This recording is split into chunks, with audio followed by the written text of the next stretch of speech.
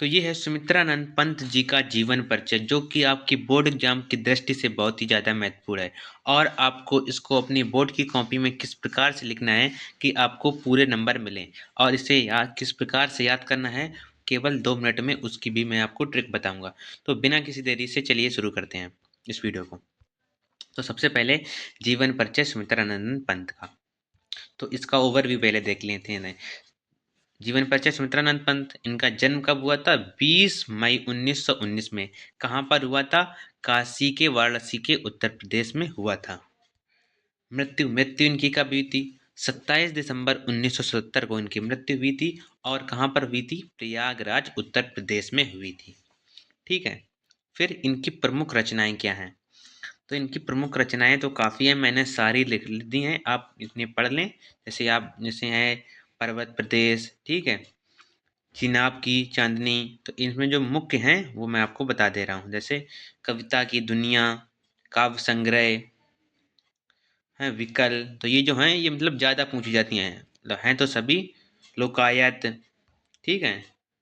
तो ये आप सभी देख लें, हैं तो सभी महत्वपूर्ण, पर जो जो ज़्यादा पूछी जाती हैं वो मैंने आपको बता दी हैं। ठीक है, आप सभी देख लें। उसके बाद विशेष योगदान, इनका योगदान क्या रहा साहित्य में? ठीक है।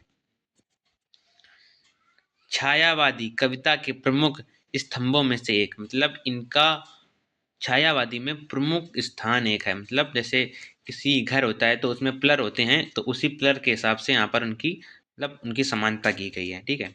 हिंदी साहित्य में प्रयोगशीलता के लिए जाने जाते हैं ये। ठीक है। प्रकृति और मानव जीवन के सौंदर्य का चित्रण करते हैं ये। सामाजिक एवं राजनीतिक विषयों पर भी लिखते थे। ठीक है। ये मृत्यु स्थान प्रयागराज उत्तर प्रदेश। मृत्यु तिथि 19 दिसंबर 1977। संक्षिप्त जीवन परिचय। ठीक है। सुमित्रानंद पंत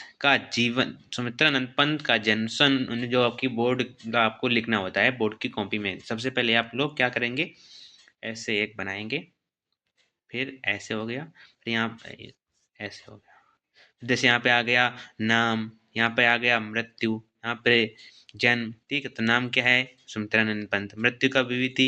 यहाँ पर जन्म कब हुआ था? जन्म स्थान क्या है? माता का नाम, पिता का नाम।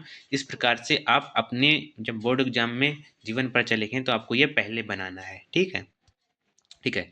अब देख लेते हैं। सुमित्रानंद पंत का जन्म 20 मई 1900 में काशी के वाराणसी में हुआ था। वे हिंदी साहित्य के प्रमुख छायावादी कवियों में से एक थे। उनकी कविताएं प्रकृति और मानव जीवन के सौंदर्य का गहरा चित्रण करती थीं। उन्होंने प्रयोगशील कविताएं भी लिखीं और हिंदी साहित्य में नए आयाम स्थापित किए। उन्हें भारत रत्न सहित कई सम्मानों से सम्मानित किया गया। 20 दिसंबर 1970 में उनका निधन हो गया। बस इस प्रकार से आपको लिखना है, और आपको केवल इतना ही बड़ा लिखना है। अगर आप सोच रहे हैं कि मैं 2 पेज का लिखाऊंगा या 1.5 पेज का लिखूंगा, तो नंबर आपको कितने मिलेंगे? जैसे आपका शायद 3 नंबर का आता है बोर्ड में, बोर्ड यूपी बोर्ड में, तो उतने ही मिलेंगे। जब आप वहाँ पर लिखे देखेंगे तो वहाँ पर होती है शब्द सीमा 80 से 100 शब्द।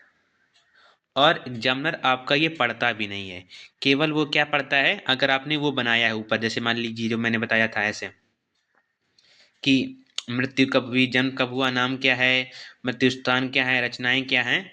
शायद आपके एक दूसरे का है, पर आपको एक अभी दिख रहा होगा, एग्जाम्पल के लिए आप देख सकते हैं इस प्रकार से। बस यहाँ पर चेंज हो जाएगा, जैसे यहाँ पर किसी दूसरे का है, यहाँ पर आपको जैसे मतलब इनका सुमित्रानंद पंत जी का लिखना है, जन्म मृत्यु जो भी हो। ठीक है, इस प्रकार से।